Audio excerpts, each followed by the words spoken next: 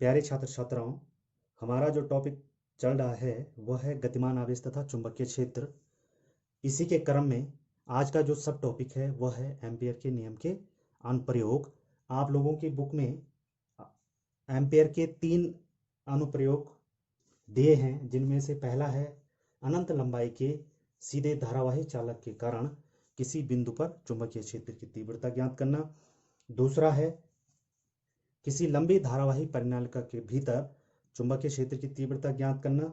और किसी धारावाही टोरॉइड यानी कि जो सिरा विहीन जो धारावाही परिनालिका है या जो गोल धारावाही परिनालिका है, उसके कारण किसी बिंदु पर चुंबकीय क्षेत्र की तीव्रता ज्ञात करना।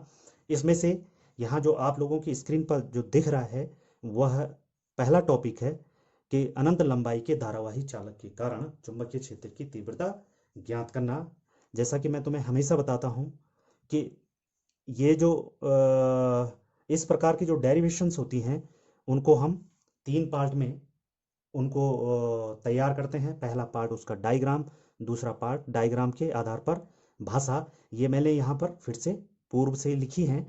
मैं केवल आप लोगों को यहाँ पर इसका मैथमेटिकल पार्ट हल करके दिखाऊंगा, लेकिन उससे पूर्व मैं आपको थोड़ा सा इसके डायग्राम और इसकी भाषा की जानकारी दे दूं। हमारे पास जो डेरिवेशन है वह है अनंत लंबाई के धारावाही चालक के कारण किसी बिंदु पर चुंबकीय क्षेत्र की तीव्रता ज्ञात करना। तो यहाँ जैसा कि डायग्राम में दिख रहा है, एक चालक एक्स वाई ये अनंत लंबाई का है, ये यहाँ से आगे भी है, ये माना अनंत लंबाई का है।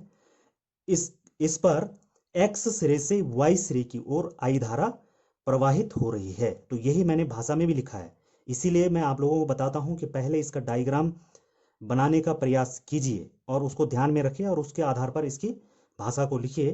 तो डायग्राम से आपको भाषा बनाने में सहायता मिलेगी, आपको उसको रटने की आवश्यकता नहीं है। तो जैसा कि डायग्राम का विश्लेषण किया वैसे ही उसकी भाषा लिख दी कि एक चालक एक्स वाई जिसमें एक्स सिरे से वाई सिरे की ओर, यहाँ पे जैसे दिखा रखा है एक्स सिरे से वाई सिरे की ओर आई धारा प्रवाहित हो रही है। इसके किसी बिंदु ओ से आर दूरी पर स्थित बिंदु पी पर हमने चुंबकीय क्षेत्र की तीव्रता ज्ञात करनी है।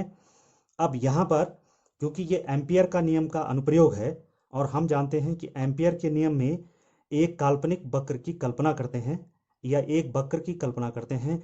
क्योंकि यहाँ पर धारावाही चालक लीनियर है, तो जो वक्र जिसकी हम कल्पना करेंगे वह वृत्ताकार होगा और सममिति से उसके प्रत्येक बिंदु पर चुंबकीय क्षेत्र की तीव्रता समान होगी। जो वक्र लिया है और जहां पर बिंदु P है उसको हम एक अल्पांश के रूप में लेते हैं जिसकी लंबाई dl है। पुनः दाहिने हाथ की हथेली के नियम नंबर 1 का यदि हम प्रयोग करेंगे तो ये जो चुंबकीय क्षेत्र की दिशा आएगी वह क्या आएगी, लंबवत भीतर की ओर। और जो dl की दिशा भी है यानी कि जो धारावाही जो बिंदु अल्पांश है उसकी जो दिशा है वो जो हमने बिंदु अल्पांश यहाँ पे लिया है P, उसकी दिशा भी क्या होगी, अंदर की ओर होगी। यानी कि B और P की दिशा दोनों की दिशा क्या होगी, समान होगी या समांतर होगी। ठीक है, तो ये था डायग्राम और उसके विश्लेषण के आधार पर भाषा। तो जो डायग्राम है वही भाषा में लिखा है कि माना एक अनंत लंबाई का धारावाही चालक एक्स वाई जिसमें एक्स से वाई की ओर आई धारा प्रवाहित हो रही है। इस चालक के ओ बिंदु से आर दूरी पर स्थित बिंदु पी पर हमने चुंबकीय क्षेत्र की तीव्रता ज्ञात करनी है। माना यहाँ पर चुंबकीय क्षेत्र की तीव्रता बी है, माना इस पर चुंबकीय क्षेत्र की तीव्रता बी है और इससे हम इस बिंदु से हम एक काल्पनिक वक्र की कल्पना करते हैं जिस पर हम बिंदु P का जो लंबाई है उसको dl लेते हैं। और यदि हम dl की दिशा ज्ञात करें तो उसकी दिशा जो यहाँ पर आएगी और जो चुंबकीय क्षेत्र की दिशा होगी वो दोनों एक ही होगी। अब यहाँ पर एम्पियर के नियम का अनुप्रयोग करेंगे या प्रयोग करेंगे। तो यहाँ पर एम्पियर के नियम से अब पहले एक बार एम्पियर का नियम ध्यान दें। एम्पियर के नियम से अब एम्पियर का नियम क्या कहता है कि किसी जो वक्र है, किसी बंद वक्र, यहां पर ये बंद वक्र है, इसके परितः चुंबकीय क्षेत्र हमने क्या माना, क्योंकि इस पर समान चुंबकीय क्षेत्र है और उसको हमने क्या माना, बी माना। इस बिंदु पर बी है, इस बिंदु पर भी बी होगा, इस पर भी बी होगा। तो यहां पर चुंबकीय क्षेत्र की तीव्रता क्या है, b है। चुंबकीय क्षेत्र की तीव्रता का लाइन इंटीग्रल यानी कि इसके रिस्पेक्ट में, dl के रिस्पेक्ट में, तो यह आ जाएगा b dot dl integration of enclosed curve b dot dl is equal to इस वक्र से घिरी धारा यानी कि इस चालक में बहने वाली धारा का म्यू जीरो गुना, तो इसका हम यहां पर केवल गणितीय स्वरूप लिखेंगे, integration in closed curve b dot dl is equal to mu zero into I. Clear हो गया। यहाँ पर समीकरण लिखने की आवश्यकता नहीं है क्योंकि ये ऐसे ही हो जाएगा बिना समीकरण बनाए हुए। अगर आवश्यकता पड़ेगी तो बाद में उसको लिख देंगे। तो b डॉट डी एल, अब मैंने आपको पहले भी बताया है कि b डॉट डी एल यह एक अदिश गुणन है यानी कि दो सदिशों का अदिश गुणन।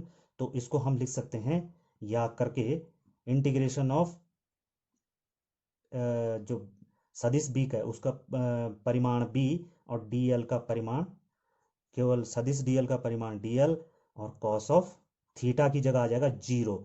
जीरो क्यों आएगा, क्योंकि b और dl की दिशा एक ही है, तो यानी कि म्यू जीरो इंटू आई। अब यहाँ पर हम लिख सकते हैं जहाँ b यानी कि चुंबकीय क्षेत्र तथा dl की दिशा एक ही है, dl की दिशा क्या है, एक ही है, एक ही है, यानी कि थीटा इजिकल टू कितना आ जाएगा, 0 डिग्री। ओके, अब नेक्स्ट आ जाएगा इसमें फिर से या आ जाएगा कॉस ऑफ जीरो की जो वैल्यू आएगी वो एक आएगी, तो integration enclosed curve B d L is equal to mu zero into I. अब यहाँ पर b का मान जो है क्या है, सभी बिंदुओं पर समान है, दूरी समान होने के कारण और धारा समान होने के कारण इस कर्व यानी कि इस वक्र के सभी बिंदुओं के अनुदिश b का मान क्या रहेगा, नियत रहेगा। तो b यहाँ पर इंटीग्रेशन के लिए कांस्टेंट हो जाएगा, तो यह आ जाएगा, इसको लिख सकते हैं या करके, यह आ जाएगा नेक्स्ट स्टेप में b को हमने इंटीग्रेशन से बाहर ले लिया, integration of D L is equal to mu zero into I. Clear हो गया। अब इंटीग्रेशन ऑफ dl ये माना समीकरण नंबर, यहां पर बना देते हैं समीकरण नंबर 1। ठीक है, यहां पर क्या हो जाएगा, इंटीग्रेशन ऑफ dl समझेंगे, इसका मान कितना आएगा, यदि हम सारे अल्पांशों को जोड़ दें, ये डॉट जोड़ा, ये सारे डॉट यानी कि अल्पांश बिंदु जोड़ दिए, तो क्या हो जाएगा, इस वृत्त की परिधि के बराबर आ जाएगा और इसकी त्रिज्या क्या है, 2 पाई आर। ठीक है, इसकी त्रिज्या r है तो परिधि कितनी हो जाएगी, 2 पाई आर का मान, इसको का मान कहां रख देंगे, समीकरण 1 में रखने पर। अब समीकरण 1 में रखा तो क्या आ जाएगा, ये तो क्या आ जाएगा, ये इस प्रकार से आ जाएगा b into 2 pi r is equal to mu zero into I. और हमने केवल चुंबकीय क्षेत्र का परिमाण ज्ञात करना है या चुंबकीय क्षेत्र की तीव्रता ज्ञात करनी है, तो आ जाएगा b is equal to mu zero I over 2 pi, यानी कि mu zero over 2 pi I over R, इस प्रकार से आ जाएगा। ठीक है, थोड़ा मैं यहाँ पर स्पष्ट लिख दूँ इसको, थोड़ा सा ये थोड़ा बाहर चला गया बाउंड्री के, तो ये आ जाएगा b is equal to mu zero over 2 pi I over R. यही जो है चुंबकीय क्षेत्र की तीव्रता या चुंबकीय क्षेत्र का परिमाण होगा। अतः बिंदु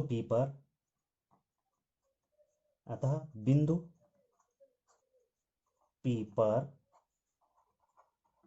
चुंबकीय क्षेत्र का परिमाण की या चुंबकीय क्षेत्र की तीव्रता यह आ जाएगी। क्लियर हो जाएगा, ये b is equal to mu zero over 2 pi I over R. Okay.